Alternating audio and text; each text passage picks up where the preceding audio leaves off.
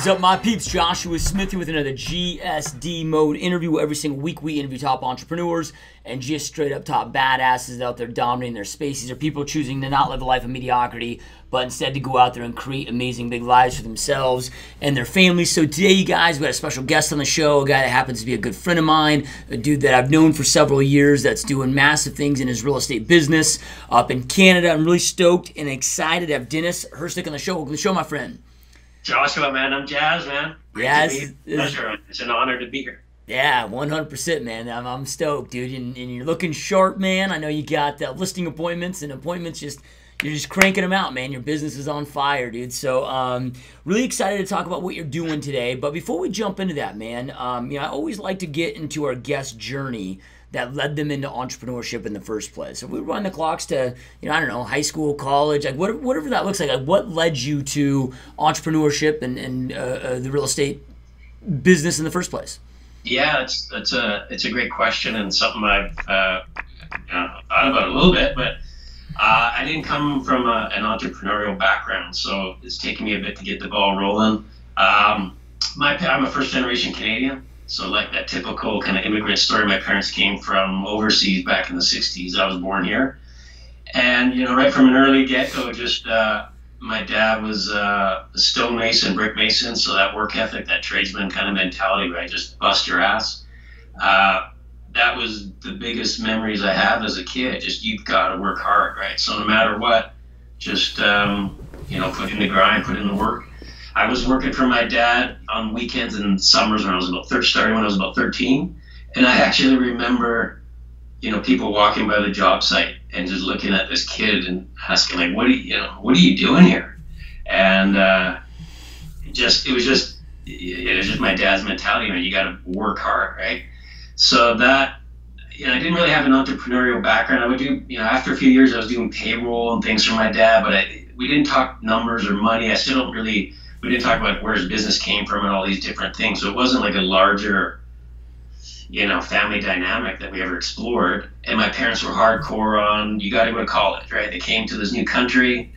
That's it. One of our kids is going to college. It was me, right? So I jumped into that really for my parents.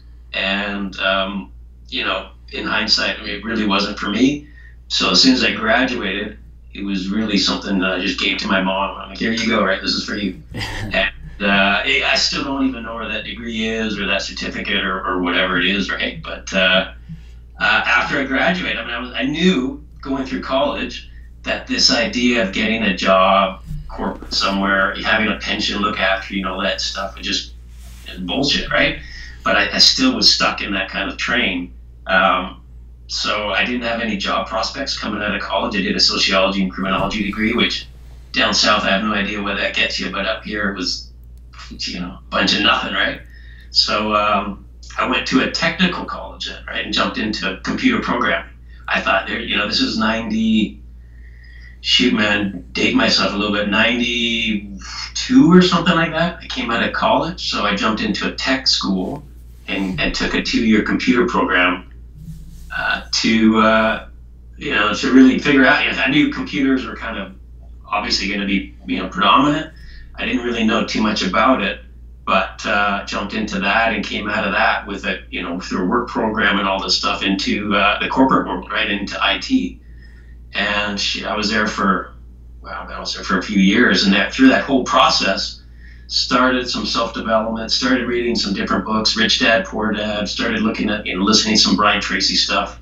And really my perspective was changing.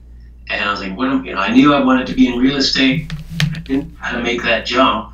So I just kind of by luck, my brother-in-law, who was still in construction, my family grew up in construction, offered me an opportunity to manage some commercial projects. He was a general contractor, and I just kind of parlayed that into 2000. Starting in 2005, we started our own development company, and I just dived into real estate development and sales. So it took me a little while, but I somewhere in that corporate world, I knew that I had to get out of it, had to get into real estate. It just took me a little bit longer than some other guys to figure out how to do it. When you were okay, you're graduating high school, getting ready to go to college. Your parents are wanting you to go to college. You feel pressured, pushed to go to college. At that point, like, did you know that you didn't want to go to college, or did you just was it more of a, man, I don't really know what to do, but I know this is what my parents want me to do, so this is probably the best path. Like, what was going on internally at that time? Yeah, probably that was it. Just 18 years old, not having some, immature, not having that larger drive or a larger vision, and constantly, since from a little kid, just being bombarded. You got to go to college. This is what you're doing, right? So just the path was sort of laid out well in advance. I just like, yeah, I can do it. It's not like, I had decent grades and stuff. I could make that happen, right? But yeah, I think there was no other option that really, connected and resonated with me, right? So then when you got into the corporate world, man, because you tweaked your degree, got into computer programming, you're in the corporate world, what's happening internally at that point? The reason I ask is because I find so many entrepreneurs that follow the corporate path, they got this like internal war going on where they're just, even though they're having success maybe in this field, they got this, they're kind of like miserable, depressed, but they don't really know why, what's going on. Were you experiencing that, or what was the main reason at that point where you just decided, I got to get out of this? Yeah, that's a great question, man. And the best way I can put it, I was at one of these jobs. Oil and gas is huge in Calgary, right where I am, and I was in this corporate space downtown. Beautiful building, all that jazz, but every single day it felt like I was going into a minimum security prison. And I literally would say that to my wife or my girlfriend and now my wife, like that. Like, I don't have that, that chain or whatever that they lock you in on. You can't leave. But every single day I'd walk there and it was like kind of punching a clock, even though there's no clock. You just kind of punch in. You just sit down and shut up and just kind of do your thing, right? So it was miserable, and I would try to chat with people and kind of socialize. Part of it was IT. Part of the dudes I was around were not all that. It wasn't all that social, right? But in the bigger picture, it just ate at me. I couldn't figure out how. There's no way I could see myself doing that for 10, 20, 30 more years or whatever. So, it just had to. I was fortunate, I think, that my brother-in-law came along with, why don't you come do this? Even though I didn't talk to anybody about it. I'm like, yeah, man, I got to make a massive change and just jump, right? It's going to be painful, but, kind of leap into the unknown. Yeah, so, the number one regret on people's deathbed is not regretting not living the life that they wanted to live out of fear of being rejected and criticized by others. And most people never even face that fear that you faced. You got the comfortable job, and then it's like, what are my parents going to think? What are my wife's parents going to think? What are my friends going to think that I'm jumping into now real estate? All the unknown, and you took that leap of faith. I know internally you were ready. Was it difficult though, getting buy-in from friends and family about this move, or did you have that support? Yeah, my wife definitely supported me, but I think everybody else was absolutely, my family anyway, was just, what are you doing exactly? You said it perfectly there. You got, you're at that time making decent money. I was in a support role, so lots of overtime. Yeah, the paychecks were pretty healthy, right? And here it is, man. It's laid out for you. You've got to this point, I guess climb the corporate ladder, and here you go. And so I didn't have a lot of support other than my wife to say, hey, this isn't me, man. I got to do something else. It's just a different drive that's coming up, and get me the hell out of here. Yeah. All right, dude. So you decide to listen to your yourself internally, and you get the support of your wife. You make that transition. Walk us through that, man, because as you know, this is something that you and I talk about all the time. We got such a massive failure rate in this business. 90% of realtors fail in the first 3 years, whether it's the States or Canada. The stats are pretty similar with that. So a very, very high failure rate. But you've definitely had, I'm sure, some obstacles you've had to overcome, but you've had a very successful career. So what were some of those things that you did right out of the gate that helped you be successful? I know you had this property management, and that probably led to sales and other things, but walk us through what you did there so you didn't become another statistic. I mean, yeah, well, the biggest thing I can think about when I look back on it was, you know, I just inherently maybe knew follow up was key, right? So I'd get a lead. We were in our development business. I'd get a lead, and I had a business partner who was actually a realtor at that time. I wasn't licensed yet, and it just kind of wasn't his thing. So I took over sales a lot, and I just I learned from that. Follow up, follow up, follow up. It's going to be a lot of rejection, but it didn't matter. I just kind of put it in my calendar that, and this was all new to me. I had no sales background. I didn't sell. I didn't grow up selling things on the weekend or whatever. Right? Like there's a lot of awesome entrepreneurial background stories where people grow up in a sales environment. I didn't have any of that, but I just figured, I can talk to people. I know what I'm doing. I can call them up. Let's just stay on them. And it led to business, right? So I took that work ethic background probably with that. When I eventually, there's a gap there between our development company folding and before I got licensed. And man, so I was doing private real estate deals and all these different things, flipping and wholesaling and whatever. I had massive failure, right? So, wow, I mean, I think you talk to somebody about, learning how to go to a listing presentation and go do it 1,000 times and get better at it. And probably there's a better way than having to fail it, 999 times. But that's what it felt like for me. And even though I wasn't a realtor yet, it was the same sort of process, right? Get in front of people, negotiating, putting pen to paper. And there was a year there where I think I did something like 20 or 30 grand of, that's all we had in our family. I don't know how we made it happen, right? But I was like, man, this is brutal. I need to get better at this, or I don't know, man. I don't know what's going to happen. So I did get licensed, and then when I got licensed, things just started clicking for me. Maybe I had experienced so much failure for the year prior, beat my head against the wall so many times. Maybe I had enough of it, and that follow up, the persistence just started paying off. So when you got licensed, I mean, do you think that, what was the difference from not being licensed to licensed where it tweaked? I mean, do you think it could have been like a limiting belief in your head that you thought maybe you weren't able to have the success you needed because you didn't have that license? Or was it literally like you reflecting, you got licensed and you just knew what to implement? That's a great question. I mean, maybe some of it was a limiting belief. I'm not too sure about that, but I just felt like, once I got licensed, or I was just had a bigger vehicle to work with, probably, right? A larger base of prospects, and I just went hard, man. And I'm not a heavy hitter like some of these people, some of these teams you have on the show, but I've been pretty happy with how things have gone since that day I got licensed, and I mean, I still got a lot of room to grow, but being licensed, I think just kind of maybe directed me, gave me a focus that perhaps was a little bit, missing. And I was ready to, implement some of those, lessons learned from that year of failing, right? So at this point, once you got licensed, did the family business that totally shut down, and now are you a realtor at a local firm at this point, fully on your own?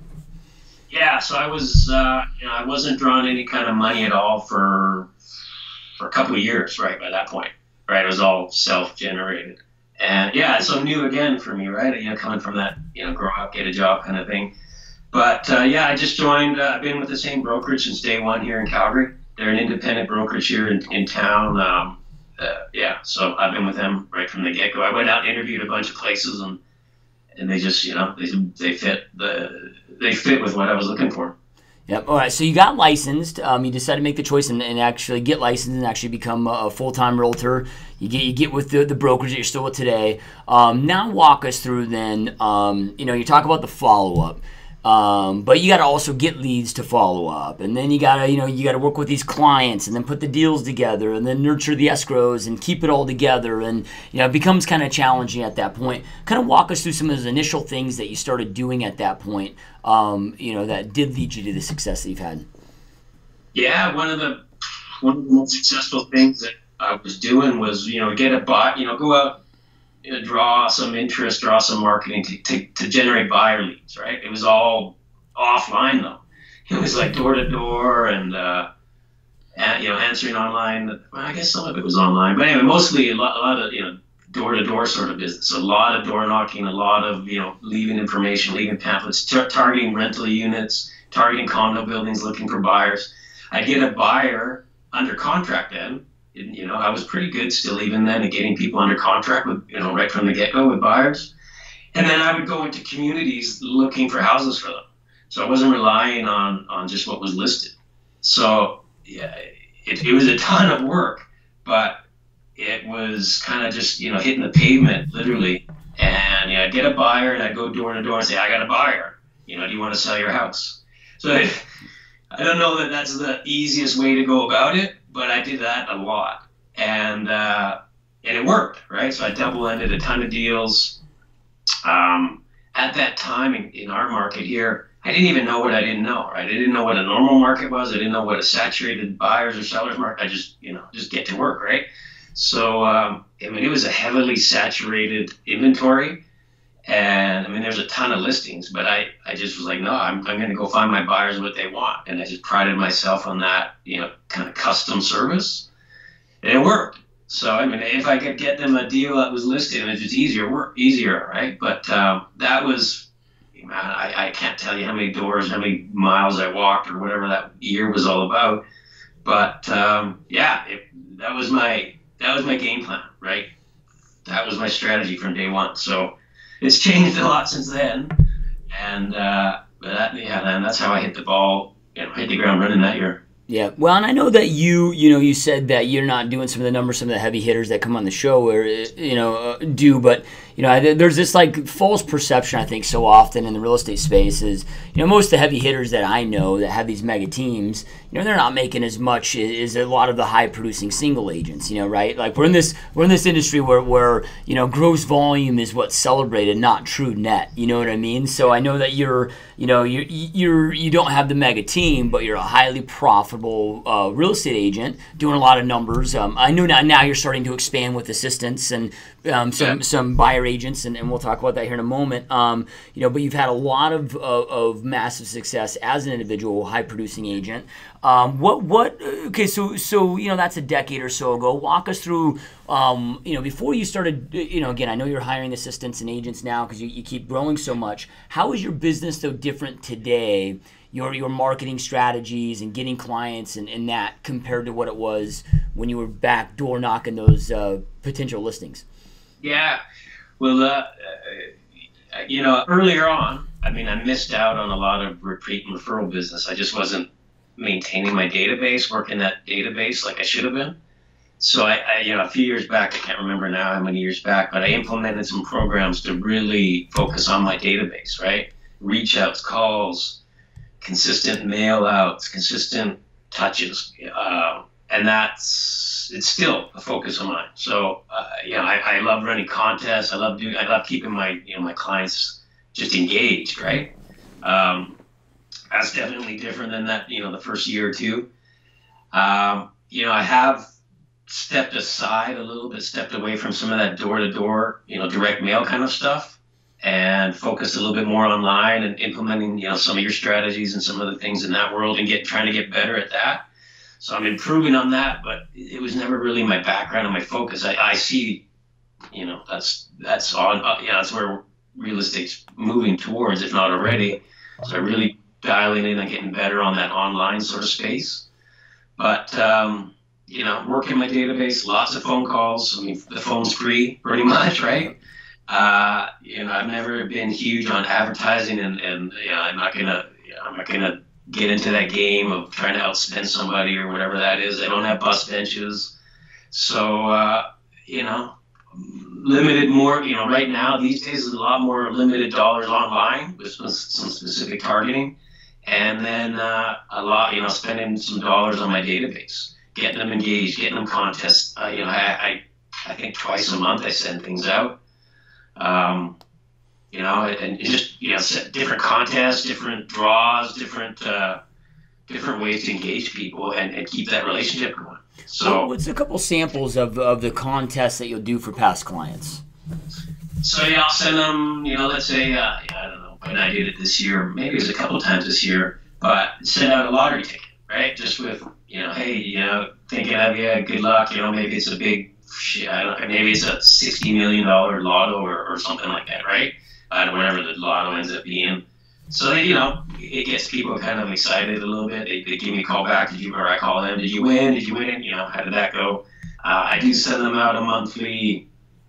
There's like this Morse marketing thing. I don't know if you're familiar with that, right? But that just sends out a little bit of motivational stuff, keeps them engaged, and people definitely respond to that.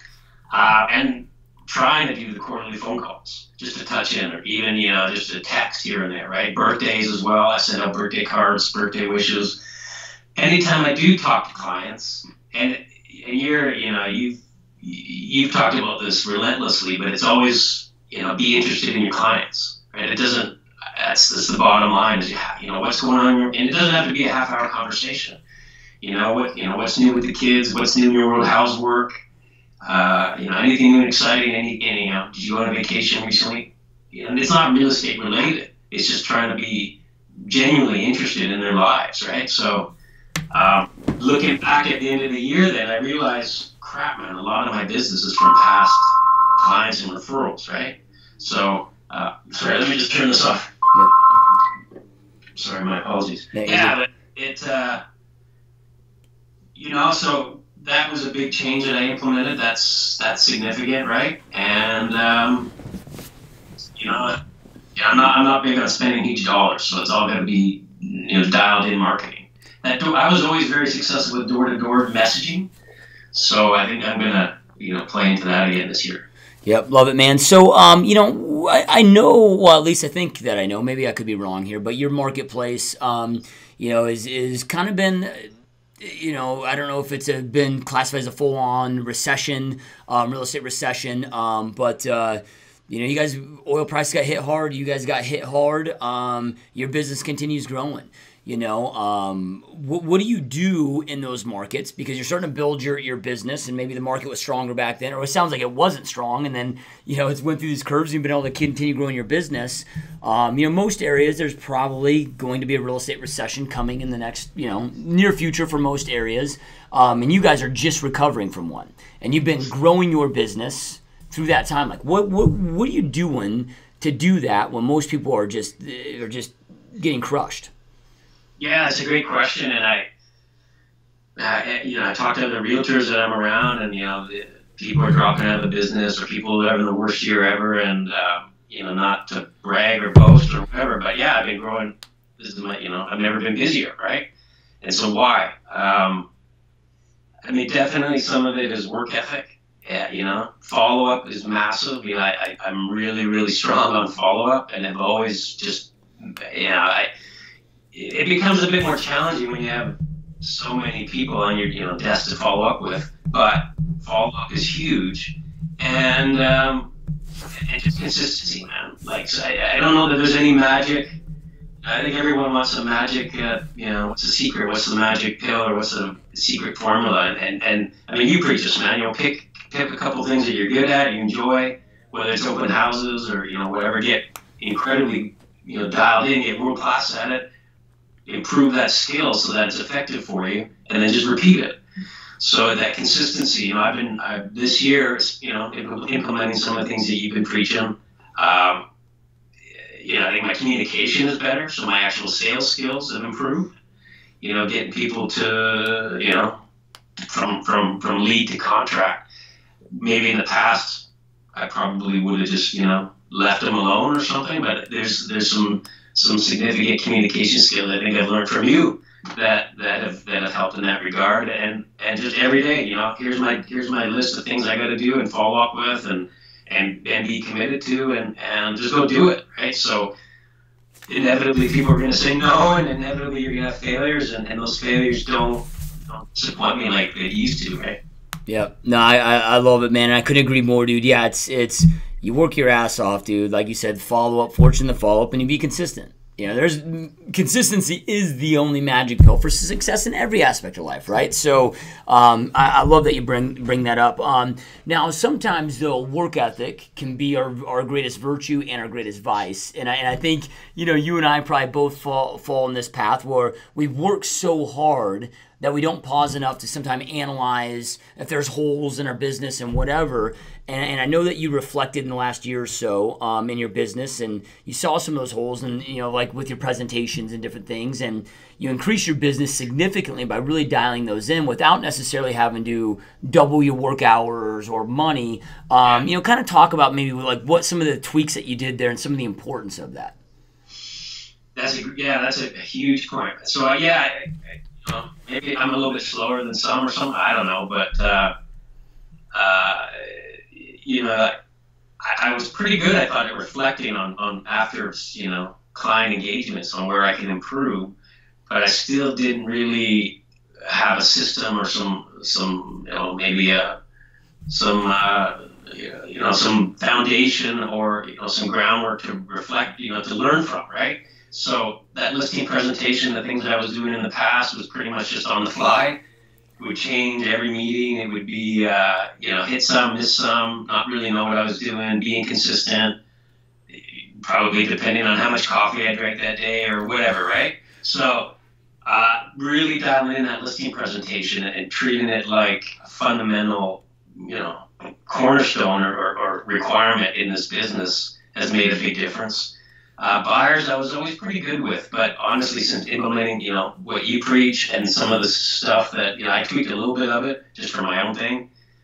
It's like 99%. That's just, it just is, right? And there's only 2 people or something this year that I think that haven't signed up.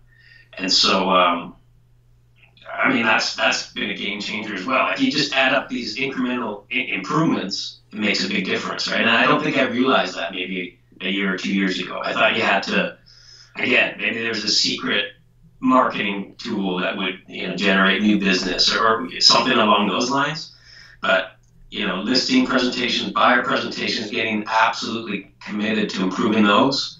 And then, some of the communication within those dialogues, out in showings, out, whatever that case may be, in negotiations, to just really emphasize maybe a role as a professional, someone that can make great recommendations and they can trust, right? So not pushing people into a situation or forcing them or convincing them to do something that they shouldn't be doing, but really getting better at communicating with them so that they can, they can make their own decision, and you maybe ask the right questions so they can see what to do. Yeah, it's so critical. You just get a little bit better in each area. It's not even like getting like 50% better, but if you just get a tiny bit better at each area of the funnel, you can instantaneously double your business, and it's so important. You mentioned earlier about planning, right? Every day having that plan. I mean, walk us through that. Do you plan the night before for your next perfect day? What does that look like to get intentional about each day to make sure that you're winning the day? Yeah, sometimes, for sure, I go through periods where I plan, I look the night before and plan out the day, but, sometimes I don't, right? Probably more importantly for me, I've got a morning routine that I just has been working for the last couple of years, right? So it's either going to be hitting the gym, or if it's not a gym day, then it's, meditation and like that, and reading, right? So in some way, shape, or form, I'm looking at goals every morning, then I'm reading, then I'm either going to hit the gym or do some meditation. And I think that, when I was, younger, quite a bit younger now, I was pretty at it, pretty physical, grew up in sports, always, early morning workouts, all those kind of things. I got away from that a little bit and have really realized that that's fundamental, right? So I have clear mind and a clear focus when my body's doing some, something strenuous. And meditation has been massive. So, sometimes I'm not planning out, the entire day the night before. For sure, I can do better at that. But my morning routines really set the stage for the day. And I'm getting up early. I'm not getting up as early as you, man, but I'm getting up early. I got to get up before the kids wake up and all that stuff happens and get your own personal time in there. And then kind of once the day starts, you already put in 2-3 hours or whatever of personal time. I mean, that adds up, right? So after a couple months of it, how much more dedicated are you? How much more focus do you have? How much more energy do you have, right? Yep. Couldn't agree more, man. Yeah, I mean, there's like for me, I know if I start the day off in a reactive mode, meaning I get up when there's just enough time to get ready and get my ass to appointments, that's where my days typically go to crap. Or it's kind of like a coin toss there that it might go good, it might go like crap. But if I get up a few hours earlier, do my routine, be intentional with the planning, dude, it's always a great day. It's so powerful. And you can rebound from, because there's going to be fires that happen, right? Yeah. But you can rebound and be on your feet rather than reactive, like you say. Yep. So, all right, man. So I know that you recently started growing to the point where you're expanding into having a team now. Kind of walk us through what your current structure is, with your assistants and things like that. Yeah, for sure. So, bad memory, so I don't remember when, but I did hire an admin that was doing just kind of my marketing to my database maybe a couple years back. But this year I've transitioned her into transaction coordinator as well as that marketing. So working that database, the mail outs, all that birthday cards, I'm a part of it, but I've really handed off a lot of that to her, getting her dialed in up with systems for transaction coordination now. Including listing photography, getting photography done for listings and getting up locks, setting up lock boxes, and more of that, administrative business stuff. So that has happened this year. That's made a big difference. I brought on just an ISA. Well, actually, I got another admin too. So I have her doing different mail out or different, direct mail pieces. Rather than, I can't remember what you call it, but rather than putting it in the post office or leaving it with the post office, I still go door to door with another person. So that is personalized messages and these kind of things, direct mail, I guess, in effect, right? But she's also running some other admin sort of roles for me. And I got an ISA that just started 2 weeks ago or something like that. And so quite a bit of energy and effort to find somebody and get them, set up training and systems so that I can give her the best opportunity for success and not just hope for the best. And then I brought in a buyer's agent maybe 2 months ago now. So really, really kind of new at that stuff. Yeah. So then for your time today, I mean, it sounds like maybe that most of your time or almost all your time is spent on listing appointments, and then some buyers. I mean, you got a buyer's agent that's helping pick up some of that slack. But is that true? I mean, have you kind of delegated everything else where you're just appointment at this point?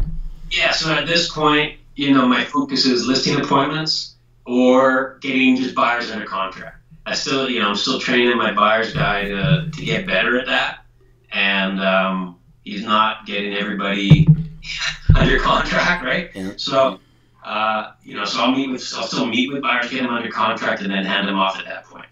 So I want, more and more of my time is just listing appointments, buyer consultations, I guess, and then, the rest of that can go to the buyer's agent. So in that direct mail, as you called it, sounds like maybe you're just getting postcards and not official door hangers, but you're kind of like sliding them in the door at each property kind of a deal. Yeah, slide them in the door and I even put in envelopes and have, something like, open me, something amazing inside, right? Homeowner alert, these kind of things, right? So what do you, I mean, is that for new business or is that still for your past clients? And then like what's the message that's typically in those?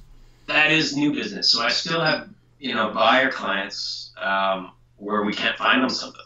Yeah. And so I'm still going to that neighborhood and it's not me hitting the pavement anymore. But the same idea, right? Where they're, I'm going door to door with a message. I got a client that needs to move into this area. Give me a call, and it's a legitimate client, right? It's not some bait and switch kind of whatever, right? And or if not that, then more of the typical kind of door hanger message, right? Just I'm not done that geo farming thing yet. I'm still kind of I'm not sure about that, but that kind of message, right? Yep, love it, man. So, all right, dude. So, you've built this successful real estate company, continue to build it and continuing to still grow it as well. You know, you've stayed in shape, you know, right? Which you talked about. You know, right? Because you get all these guys, you know, not just guys, but guys and girls are like, they have all these excuses for, if I'm going to be successful in business, then that means I can't have great health and I can't have great relationships with my family, you know, but you're a guy that's been able to do that. So what are some of those things there that you've done and that you would recommend? Because we see too many entrepreneurs that create successful businesses, but they let everything else in their lives go. Yeah, man, I gotta be frank, I struggle with that too, right? I think we all do, right? You get so focused on business, you have moments where the rest of your life's, not the priority. So I've been there for sure. You know, I was a huge, workout guy and all that stuff for a while. I found excuses after we had our second child to, okay, I don't got time for this stuff anymore, right? And it's taken me a while to get out of that crappy mindset again. What do you mean you don't have? When I was younger, I would laugh at people and say, like, you don't have time. Well, I didn't realize perhaps in my world at that time, all my responsibilities were like work, my wife, and that's it, and the gym, right? Yeah. So as life expands, I think you create roadblocks and create obstacles for yourself. So it's, I had to get out of that rut and out of that mindset. I've been pretty good with it, for the last little bit, but family life, all these different things. I mean, it's tough, man. My biggest wake up call probably is when, if I start thinking that I'm, my business is too important or something of that nature, right? If I start letting my ego kind of get the best of me, then there's something that snaps me back to reality, and it's happened time and time again. It might be an accident, it might be some kind of emergency or whatever, and it's a wake-up call to me, man, right? Life teaches lessons, and you can either learn from them or repeat them, right? So I've had to repeat a few things, and probably will still, but it gives me a wake-up call, right? Maybe that phone call isn't the most important thing right now, right? Maybe going out on a date is, and it is this, I'm not perfect at it, but I'm getting better, and balance, and there's never balance, right? I don't believe in that balance crap either, but there's ways to be present and focus on what's in front of you, and I think that's the thing that I've learned probably more than anything over the last few years. Yep, love it, dude. So, I know that you're a guy that is also into, self-development. I mean, you've talked, well, you can see to the right of you there, to your left, am I right? Your bookshelf, and I know you're a guy that's very intentional about self-development and personal growth. I mean, how important is that to you, and what does that look like to you on a, daily or weekly basis? It's huge. It's, I guess I would probably still be in some dead end job or, whatever, if I didn't start that path. It opened my mind to different perspectives and opportunities out there, right? And if somebody, so much of personal development out there, you can learn from, but some of it is not tactical information, but some of it's just inspirational, right? If somebody can do something, why can't I? Yeah. Right? If this person over here's done this, and they've had all these hardships and all these different, and they've overcome these things, I can do it too, right? Why not? There's no magical, formula again. So to this, every single day I'm reading something new or listening to something all the time, whether it's an audiobook. I like to still read as well. I feel that, even if it's 20 minutes or something of a book in the morning, there's something different about, just visually reading and holding a book. But I've always got an audiobook on the go. I don't listen to TV. I haven't watched TV, I don't know how many years. I try to get rid of it in our house, and my kids and my wife are like, that ain't happening, man. But I don't watch TV. So it's pretty much, I'm very selective on what I will allow into my brain. I don't watch the news. I don't listen to the news. Everything that I'm putting into my head is something to learn from, improve from, in some way, shape, or form. That's it, right? So I will repeat lots of books many, many times, and maybe a couple of years will go by, I'm like, shit, that was a good book. I got to read that again, right? And you learn something new every single time. So it's huge, man. I can't overstate that enough. There's so many resources out there, and you can just find people that resonate with you and learn from others, right? Yeah, love it, man. So, as you're going on these self-development journeys, and I see this happen in so many entrepreneurs, and I get hit up privately daily, from the podcast about this exact topic. So you're leveling up, right? Which is expanding your consciousness and your mind, and you're expanding your goals, and but it can become a challenge because maybe those around you aren't expanding at the same rate, and then it gets to the point where conversations with maybe people that you've been spending a lot of time with aren't the same as they used to be because now you're at a different level, and then there can become a tough transition of that. And it's talked about that you are the result of 5 people you spend the most time with, right? So what do you do there in those relationships? As you're leveling up, has it been a challenge for you in some of those relationships that you had to, or you've just kind of been like, man, this no longer serves either of us, or having to reach up for new friends? That's a great question. And I mean, I could say with, be completely frank that, I don't really have that network around me that would be ideal, right?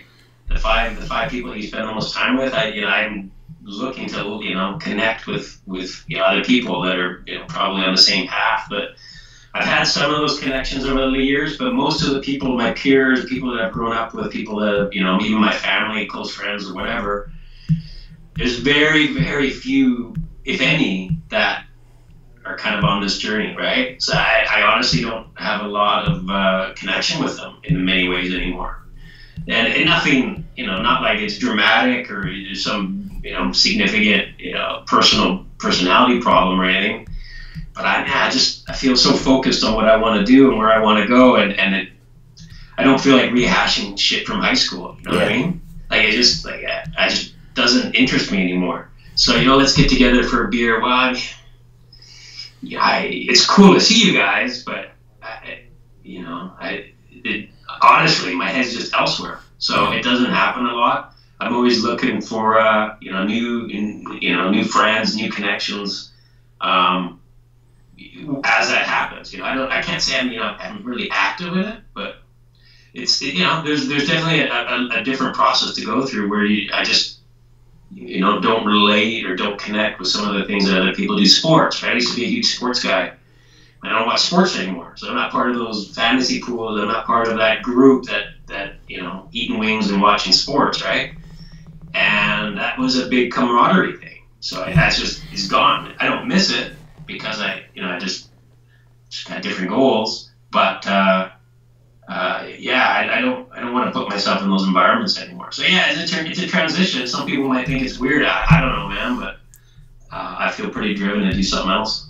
Yeah, no, I love it, man. So and it does. It's I always tell people the path to success, it can be a lonely path at times, but the cool part about it though is you get so focused that you're okay with it being a lonely journey at times, right? So if you could go back, knowing everything that you know now today, if you could go back in time, to when you first got in the business, when you first got licensed, and give yourself like 3 pieces of advice, knowing everything that you know now today, like what would you go back and tell your younger self getting into business? Wow, that's a good question. So definitely that listing presentation and buyer presentation would have been something that if I had some guidance, or if I could tell my younger self, right, here it is, work on this, dial this in, make sure that you're absolutely comfortable with this in any situation, right? Number 2, I think, I'm a big Grant Cardone, fan as well. And so somewhere along the way, understanding that, the number 1 rule of sales is agreement, right? Not that the customer's always right, but, rather than battling wits and trying to prove yourself about something, just agree, right? Yeah. And I had, this year actually, I sat down with a listing appointment, and the very first thing the guy said, I brought up the listing appointment, the number 1 mistake home sellers make, and the guy said, the number 1 mistake is hiring you fucking realtors in the first place. You overpaid something or other, right? And probably in the past, I would have been like, probably, I don't know what would have happened, right? But I would have been insulted or something, right? So just realizing it's not personal. And I just agreed. I'm like, yeah, man, I totally understand. It's a lot of money. And just came back to discussing with them. And, you know, since that period of time, the guy sent me business. I've got his house currently listed for sale. You know, so that, you know, that kind of interaction wouldn't have happened when I first started in the business. I would have probably, I don't know what would have happened, man. I would have probably said, like, oh, shit, what's this guy about, right? And Yeah. you curled up. So developing that confidence through some of these things, by really dialing in your presentations, being really confident in, you know, with clients, and agreeing with them. It doesn't matter what, you know, it doesn't matter what their opinion is. I'm not going to be the person that's going to change their opinion on things, but I just want to, you know, be, you know, agreeable with them, and then come back to what we're talking about. And that's been, I think, a game changer for me as well.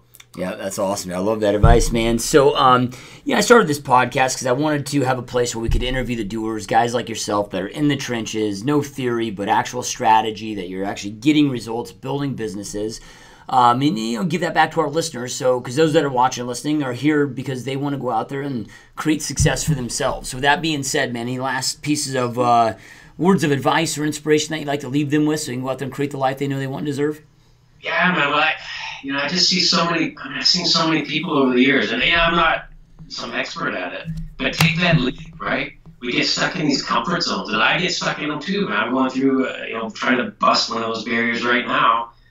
And most people don't want to get out of that comfort zone. So they'll, you know, so many complaints, so many reasons to bitch, but nobody really ends up doing anything about it. So just, you know, whether it's through, you know, sitting down and actually planning on what you want your life to look at, commit to changing what you don't like. Yeah, it's easy to say it. I don't know how to get people fired up sometimes to do it. I mean, you got to be self-driven, I guess, right? And really want, you know, light a fire in yourself to make that change. And it's going to be scary. Man, I can't tell you how many times over the years, you know, in hindsight, you just, you know, you talk to people and they're like, oh man, I hate this and I hate that. When you change it, man, right? We're not stuck in this rut. You can change it, but very few people want to make that transition, make that leap, and you just got to do it. It's going to suck, but you know, maybe financially you don't want to, you know, maybe there's a better financial way to do it than I did, but at some point, man, you just got to take that leap, and that's it, man. That's my words of advice. Take that leap. You'll make it work. You'll make it happen if you put in the effort to commit to it. Yeah, love it, man. Powerful words. I think it was Jim Rohn. I could be totally wrong here, but he said something like, you know, if you don't like where you're at, move. You're not a tree. You know, right? And it's you know, how it works, man. So love it. So those watching and listening, you guys, I know I end every podcast with this, but information without implementation is truly just the start of delusion. Information's not power. It's taking that information, taking action on it, massive action on it, that creates power inside your world. Dennis shared so many just amazing pieces of advice with you guys today. A lot of tactics that he's used to grow his very successful business and also grow and be busier than he's ever been. And probably one of the worst real estate markets his area has seen in a long, long time, right? So take something that you learned, take action on it so you can go out there and create the life you know you want and deserve. And Dennis, man, I know how busy you are, man. Appreciate you being here. I know you're in between appointments right now, and appreciate you taking the time to be here, man. This has been a lot of fun. Josh, it's been a pleasure, man. I really appreciate your time, and yeah, man, it's been a blast. Love it. Thank you. You got it, my friend. All right, you guys. Well, thank you so much again for watching and listening. We will see you next time.